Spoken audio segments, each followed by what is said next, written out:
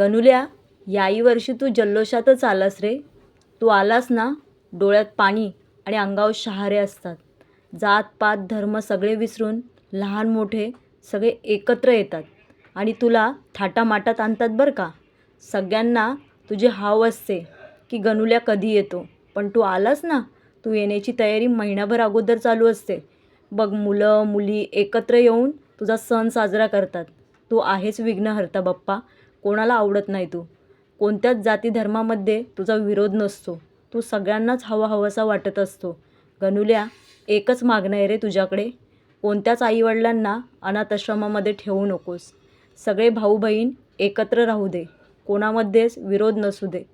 सगळे सगळे एकत्र राहू दे. गणुल्या, जे आजारात आहे ना, त्यांना बरं कर. कोणतेच आजार होऊन देऊ नको. हा मान्य आहे, निसर्गावर माणूसच कोप करतो.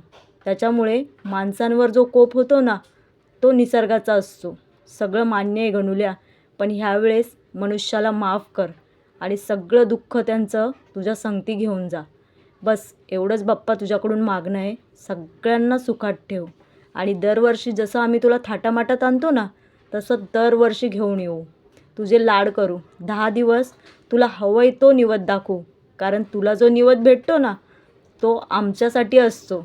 तुझं फक्त नाव असतं रे, पण तुझ्यामुळे जो आम्हाला प्रसाद भेटतो, मोदक भेटतो ना, खरंच तू आलास ना गणपती बाप्पा, खूप मन भरून येतं.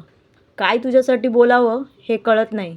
पण खरं सांगू गणुल्या, खूप छान वाटतं तू आलास की.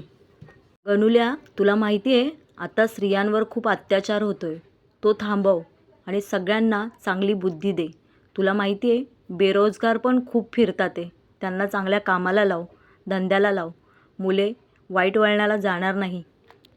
बस बाप्पा, जास्त काही मागणं नाही. फक्त सगळ्यांना सुखात ठेव. गरीबाला 2 वेळेसचं जेवायला मुकून नको देऊस. की सगळं व्यवस्थित आहे गणुल्या. बस एवढंच मागणं आहे की कोणाला दुःख नको देऊ गणपती बाप्पा. तू जाताना तुझ्याबरोबर सगळ्यांचे दुःख घेऊन जा आणि आहे त्याच्यातच आम्हाला राहू दे.